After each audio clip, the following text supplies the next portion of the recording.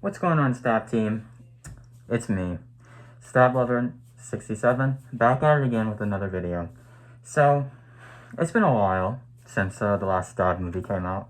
2021, I believe. And, I figured it's been such a long time, and I've had a lot of time to reflect upon how I feel about the Stab movie franchise.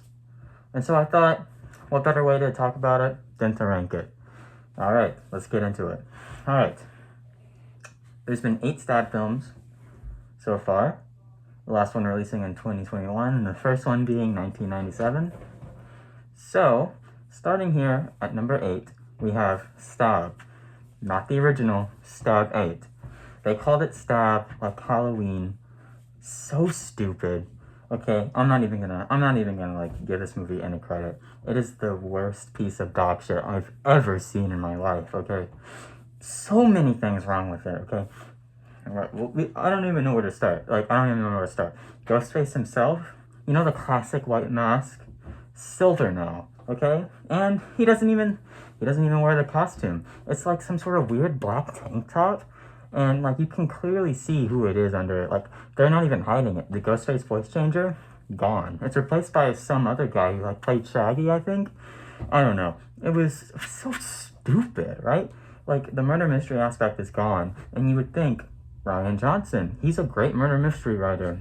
Great director for murder mysteries. Knives Out. And he's since done Glass Onion. And he's going to have, Dead Man Walking or something like that. I don't know. I don't pay attention because Rian Johnson ruined the fucking franchise, okay? He's 2 for 2, right? Star Wars wasn't enough. He needed to ruin Stab as well. Fuck off, man, okay? Yeah. The murder mystery aspect was just, it was not it, okay? You could tell who it was. There were 3 killers, okay? Every Stab movie needs to have 2 killers.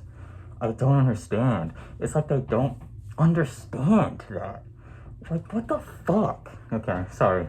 Whew.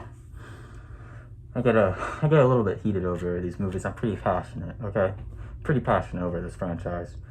But yeah, 3 killers, just, and they were all guys too. Like, they were trying to do some sort of commentary about, like, male-dominated rich culture or something. Like, like what he did with Star Wars, where it's like, rich people are bad. Oh, like, we don't need that, Why do we need some sort of crammed in social commentary? Like, I get it, but it's a meta slasher whodunit. This movie was not meta at all. There was no references to any other horror movies, no other Stab movies. There wasn't even any connection to the original storyline. Sidney Prescott is not in this movie. Like, are we serious? Like, are you kidding me? And there's no one related to Sidney? They don't reference anything. I'm not even talking original film. Like, hello, that's what started it in the first place? Ghostface wouldn't be a thing. And Stab, without the first Stab movie, is Ghostface. So, and I just don't reference it at all. It's fucking bullshit, dude. It's bullshit. They basically pissed on this franchise wholeheartedly. Ghostface's signature weapon, the knife? Yeah, it was replaced by a fucking flamethrower. A flamethrower! Oh my gosh. It's so stupid. And the main character is like a Mary Sue, too. Like, she doesn't get hit once. In fact, I don't think any character in this movie dies. There were like 2 kills in total. And it's just, like, the killers were obvious. There was no danger, no threat at all. The kills weren't even cool. You gave him a flamethrower, and he doesn't kill anybody with it. What? This movie, man, it sucks. Okay, it's the worst, and the studio doesn't know what they're doing anymore, right? Like, it's terrible. Okay, oh my gosh, like, they don't understand that these movies are important to people. What, they think we're like a joke? We're the reason your franchise is successful in the first place. Anyway, I spent way too much time on Stab 8. It's so bad. I don't ever want to watch this movie again. I haven't seen it since I saw it in theaters. Ruined the franchise. And Rian Johnson has lost all credibility as a director to me. I'm not going to see his new murder mystery. I didn't even see Glass Onion that came out after this. Like, This guy, get him out of Hollywood. All right, coming in at number 7 is Stab 6. Now, Stab 6, it's a pretty alright movie. Like, it's kind of mid. Like, if you've ever seen a franchise go through a rough period and they need to come back from it, they usually make a movie that's pretty safe, right? You know, like The Force Awakens, you know, people didn't like the prequels, so they came back and it was like, you know, it's a Star Wars movie, it's pretty good, but it didn't really blow you away. Yeah, that's kind of what Stab 6 is. But like before that whole requel, you know, legacy sequel trend was going on, so really it was like it was kind of more like Halloween 4, if you've ever seen that, like back in 1988, where it was like, it was basically the same story as the original, you know what I'm saying? Like, small town, 2 killers, you know, the killer, spoiler alert, it's the boyfriend again, which I think this is like, what, the 4th time they've done that? Like, we gotta get some new ideas, okay? But yeah, it was just repetitive, like, and pretty forgettable. There just wasn't really anything exciting. It was basically just the original Stab, but if it took place in the mid-2000s. Like, literally, I think it was like 10 years after the original. Like, it was 2007, I think, is when this movie came out. Like, it was literally just the original, but like with modern technology. You know, like, they did do some unique things with it. Like, I think the commentary over, you know, horror movies and how they affect us was like, it was more relevant to what was happening back in 2007, but it was kind of the same talk and dance of like, oh, does violence in the movies cause violence in real life and stuff like that. They kind of incorporated video games into that, which is kind of strange. But this is very much a like back to basics type of movie. You know, like very safe. You know, like you had the opening scene kill with the girl from Freaky Friday. She was the opening. Like, they tried to do the whole, look, we have a popular actress, and oh, she gets killed off first. It's like, okay, we've already seen that. Like, this isn't a bad movie by any means. They have some exciting set pieces. They actually had like this funny bit with like John Carpenter. Like, he cameoed. I was honestly surprised about that. I thought he hated horror movies, like after Halloween and stuff like that. And like, but I guess, you know, Stab's just that good, dude. It gets John Carpenter back, okay? He gets John Carpenter back. Because he was only in Halloween. He didn't do any of the Stab movies, but like, you know what I'm saying. He's done other movies too, like The Thing and The Fog. I honestly don't keep up with him. I'm not gonna lie. I just thought I should mention it, you know. Anyways, pretty basic movie.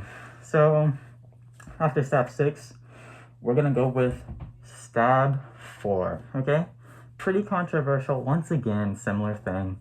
Stab 3 wasn't that well received, which is baffling in my opinion. It's kind of like a Revenge of the Sith situation, but we'll get there. Okay. Stab 4 was like a soft reset. It was like about Sydney's nephew, I think. Cousin, maybe? I don't even know.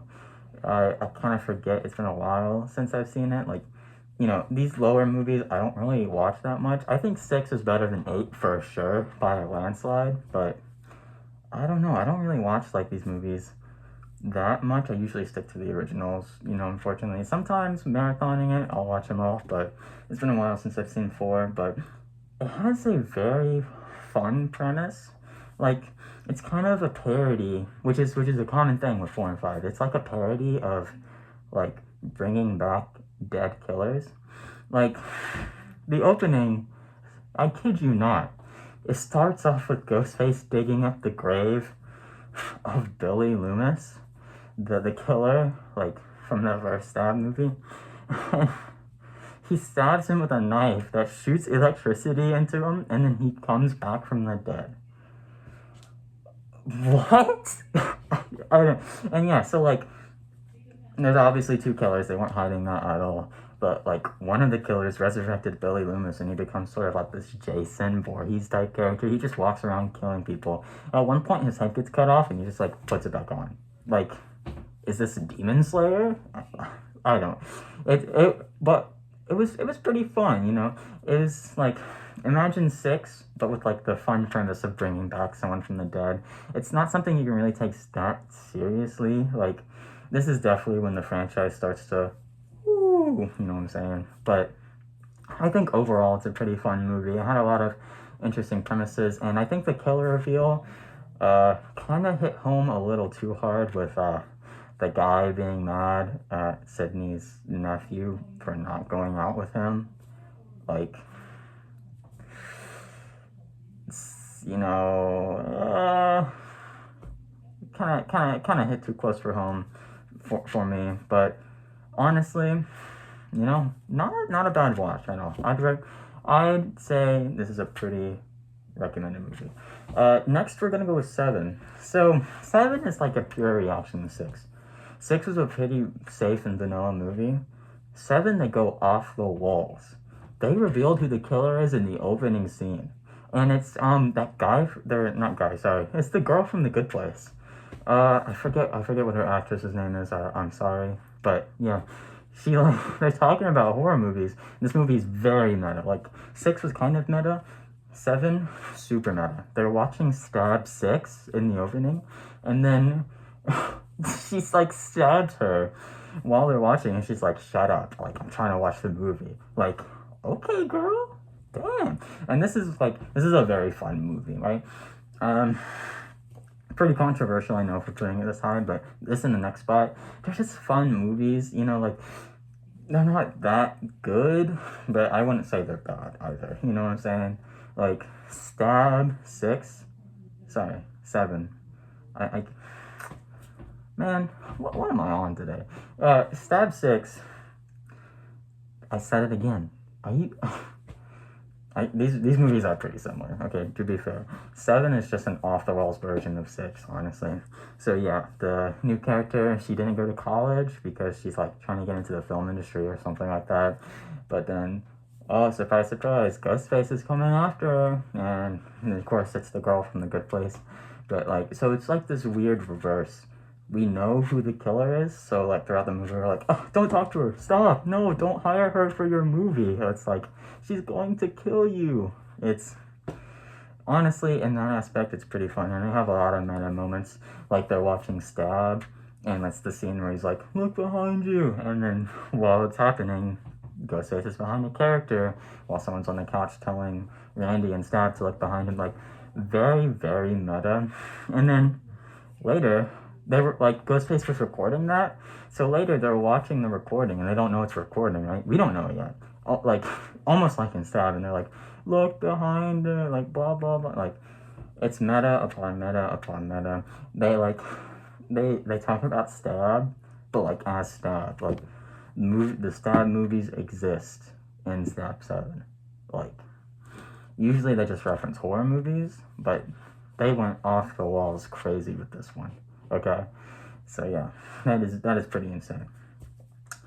The next one, very controversial. I'm gonna put Stab 5 at number 4. This is like a parody of Back to the Future. The entire plotline is like Sydney's niece finding a clock. Or, yeah, she finds a clock that reverses time.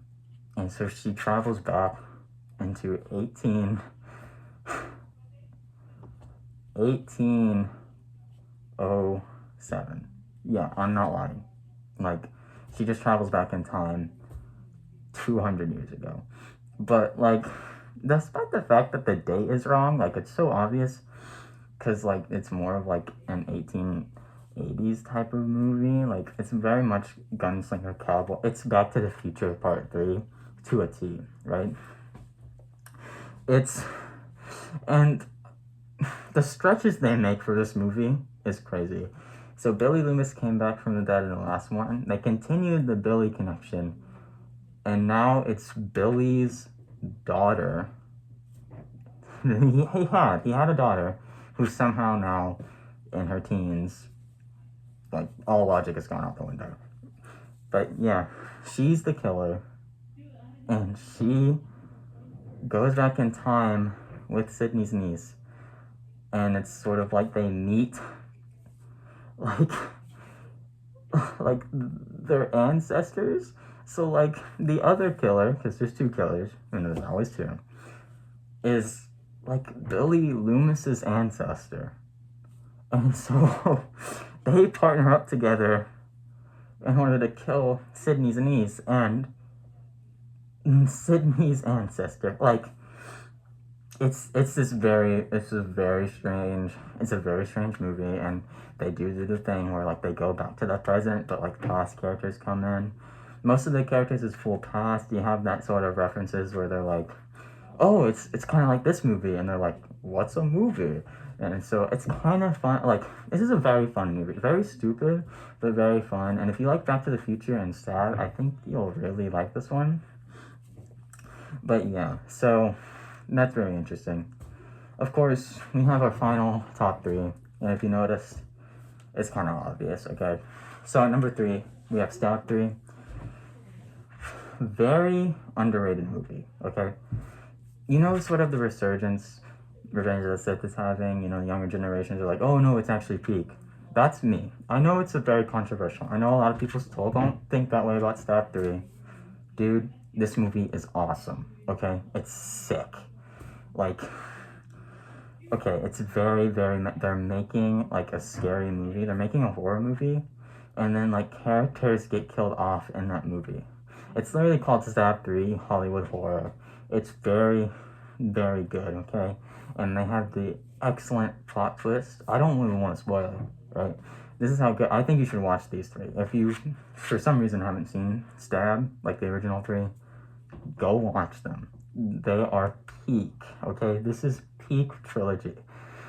But yeah, the final plot twist in regards to Sidney and her mom and, like, why the killer's after Sidney this time, oh my gosh, it blew my mind. It was so awesome. I wasn't even mad at the killer change. Like, there's only one killer in this movie, but I think it works. Honestly. Like, it's a nice subversion, you know, and they went really dark with this one. Like, the kills are brutal. There's one kill where she gets stabbed and, like, just gutted open, and we see guts fall out, like, onto the floor as we see her body, like a hollow shell. It's pretty extreme. I don't know if that's realistic at all, but, like, good golly, man. There's another kill.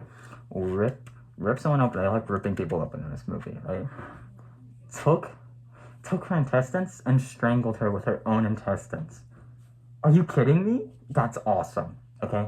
That is so cool. And the killer, you think he's supernatural? He's not. Okay? And it's all explained. It all comes full circle. It's an amazing ending to this trilogy. And it's so tragic, you know? And honestly, it's just so good. Alright, Stab. Alright, coming in at number 2 is going to be Stab 1. Yes, I know. It's not the original, okay? But I have to say, I think Stab 2 is better. But Stab 1, amazing. We all know about the classic tragic tale of Sidney, the real-life Sidney in Woodsboro, and what happened to her. And, dude, it sucks, but we got a great movie out of it, okay? I'm not trying to dismiss, like, victims of, like, violence and stuff and, like, murder, but, dude, okay, I'm so glad that happened because, holy hell, dude. What an absolute banger of a movie, okay? This redefined the slasher genre. It really hammered in on the tropes and cliches. This whole movie, it's absolute cinema. But I do think Stab 2 is better, and that's why I have Stab 2 at number 1. This is like an Empire Strikes Back situation. Stab 2, quite literally, just a better version of the original. Okay, more in-depth characters. There's a lot more subversions in it. There's a lot more references, not only to, like, scary movies, but just movie tropes in general, okay? This is like a real-life sequel. Like, the killers were trying to make a real-life sequel, and, once again, this is based off of an actual event, just like Stab 3. So, it is very tragic in that aspect, but thank God for Psycho-Pass, dude. Okay? It's so cool that so many people, it's not cool. It's not cool. But so many people have the idea to wear this mask and go kill people. and then we get great movies out of it. Like, I don't know, maybe instead of killing people, they should become filmmakers. But hey, at least their stories got turned into movies. That 2 is amazing. I don't want to spoil it, okay? The twist of who the killer is. Once again, just like Stab 3, and the connections to the original film, mind-boggling, okay? But yeah, it's been a while since we got a Stab movie. There's been rumors about a new Stab movie coming up. I kind of wish they would make the actual real-life killings that happened in 2011, 2022, and then 2023 into actual Stab movies, but I guess it's too controversial or whatever. I mean, I'm just saying, like, they have some pretty good ideas of how to continue this franchise. Like, the real-life killers, I mean. They shouldn't kill people. I'm not saying that, but, you know, I do think that they should turn those into movies, but recently it's been, like, rumors of a TV show, I think, like, just sort of, like, a documentary series. I don't know. It sounds stupid to me, but we'll see how it goes. But anyway, yeah, that's about it. See ya.